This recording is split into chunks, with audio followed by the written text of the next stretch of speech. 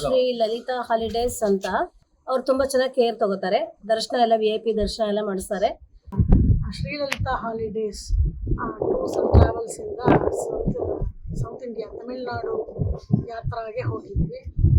ತುಂಬ ಚೆನ್ನಾಗಿ ಎಲ್ಲ ಕಡೆ ದರ್ಶನ ಮಾಡಿಸಿದ್ರು.